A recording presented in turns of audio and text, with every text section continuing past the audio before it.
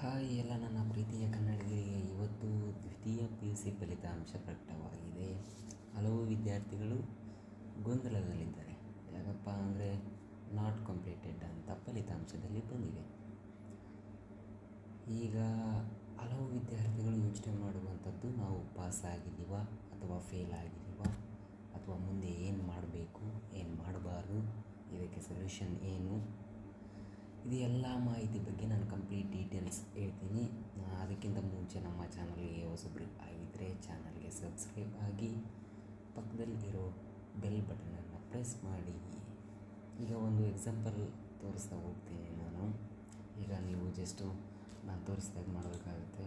ನೀವು ನಿಮ್ಮ ಫೋನಲ್ಲೇ ಆಗಲಿ ಅಥವಾ PC ಆಗಲಿ ಕ್ರೋಮ್ ವೆಬ್ಸೈಟನ್ನು ಓಪನ್ ಮಾಡಿ, ನಾನು ತೋರಿಸ್ತಕ್ಕಂತಹ ಈ KAR results.nic.in ವೆಬ್ಸೈಟ್ ವಿಸಿಟ್ ಮಾಡಬೇಕಾಗುತ್ತೆ. ಇದು ನಾನು ಜಸ್ಟ್ ಎಕ್ಸಾಂಪಲ್ ತೋರಿಸ್ತಾ ಇದ್ದೀನಿ ನಿಮಗೆ. ಈ ವೆಬ್ಸೈಟ್ ಓಪನ್ ಆದ ತಕ್ಷಣ ಇಲ್ಲಿ 2025 ದ್ವಿತೀಯ PUC ಪರೀಕ್ಷೆ 1, ಇದು ನೆನಪಲ್ಲಿ ಇಟ್ಕೊಳ್ಳಿ. ನಾನು ಆಮೇಲೆ ಹೇಳ್ತೀನಿ ಏನಪ್ಪ ಇದು ಪರೀಕ್ಷೆ 1. ಈಗ ಫಲಿತಾಂಶ ಪ್ರಕಟಣೆ ಇಲ್ಲಿಂದ ನಾವು ಚೆಕ್ ಮಾಡ್ತಾ ಹೋಗೋಣ. ರಿಜಿಸ್ಟರ್ ನಂಬರು, ಈಗ ನಾನು ಜಸ್ಟ್ ಒಬ್ಬ ವಿದ್ಯಾರ್ಥಿಯ ರಿಜಿಸ್ಟರ್ ನಂಬರ್ ಆಗಿ ನಾನು ಚೆಕ್ ಮಾಡ್ತಾ ಹೋಗ್ತೀನಿ. ನೀವು ನೋಡ್ತಾ ಹೋಗಿ.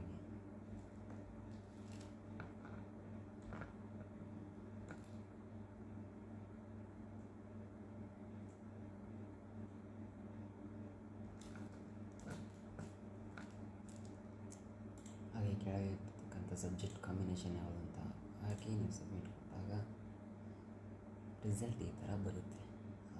ಈಗ ನೀವು ನೋಡ್ತಾ ಇದ್ದೀರಾ, ನಾನು ಇಲ್ಲಿ ನೋಡ್ತಾ ಇರಬೇಕು. ನಾನು ತೋರಿಸ್ತಾ ಹೋಗ್ತೀನಿ. ಇಲ್ಲಿ ಕನ್ನಡ ಸಬ್ಜೆಕ್ಟು P ಅಂತ ಬಂದಿದೆ, ಹೌದಾ? ಇಲ್ಲಿ ಕೆಳಗಡೆ ಇಂಗ್ಲೀಷು P ಅಂತ ಬಂದಿದೆ. ಆಮೇಲೆ ಫಿಸಿಕ್ಸ್ P ಅಂತ ಬಂದಿದೆ. ಇಲ್ಲಿ ಕೆಮಿಸ್ಟ್ರಿ ಇದೆ ಅಲ್ವಾ, 38 NCA ಅಂತ ಇದೆ. NC ಅಂದರೆ ನಾಟ್ ಕಂಪ್ಲೀಟೆಡ್. ಇದ್ರ ಬಗ್ಗೆ ನಾನು ಆಮೇಲೆ ಹೇಳ್ತೀನಿ ನಿಮಗೆ ಮಾಹಿತಿ.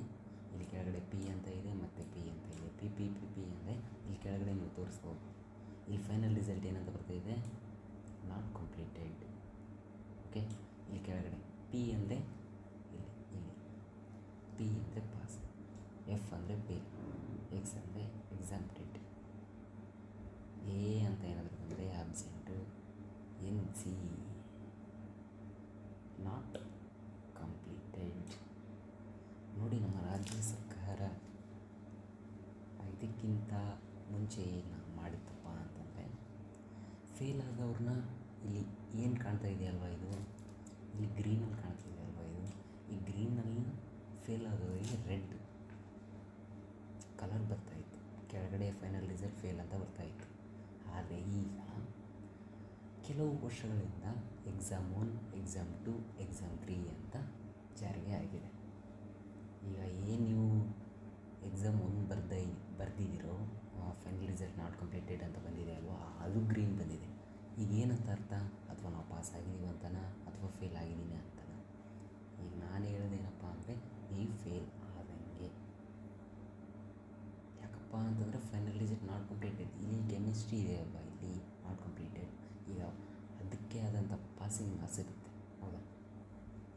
ಆ ಪಾಸಿಂಗ್ ಮಾರ್ಕ್ಸ್ನ ನೀವು ತಗೊಂಡಿಲ್ಲ ಅಂದರೆ ಖಂಡಿತವಾಗ್ಲೂ ನೀವು ಫೇಲ್ ಅಂತಲೇ. ಆದರೂ ಯಾಕೆ ಸರ್ ಗ್ರೀನಲ್ಲಿ ಬಂದಿದೆ ಅಂತ ನೀವು ಕ್ವಶನ್ ಮಾಡೋದೇ ಆದರೆ, ಈಗ ಎಕ್ಸಾಮ್ 1 ಅಂತ ಈಗ ನೀವು ಕನ್ಸಿಡರ್ ಮಾಡ್ತಾಯಿದ್ದೀರಿ ಈಗ ಸರ್ಕಾರ. ಈಗ ಎಕ್ಸಾಮ್ 2 ಇದೆ ಅಲ್ವಾ, ನೀವು ಅದನ್ನು ಅಟೆಂಡ್ ಮಾಡಿ ಎಕ್ಸಾಮ್ ಬರೀಬೇಕಾಗುತ್ತೆ. ಹಾಗೆ ಮಾತ್ರ ನೀವು ಒಂದು ಸಬ್ಜೆಕ್ಟು ಪಾಸ್ ಆದರೆ ಇಲ್ಲಿ ಪಾಸ್ ಅಂತ ಬರುತ್ತೆ. ಇಲ್ಲ ಅಂದರೆ ನಿಮ್ಮ ರಿಸಲ್ಟು ನಾಟ್ ಕಂಪ್ಲೀಟೆಡ್ ಅಂತಲೇ ಬರೋದು.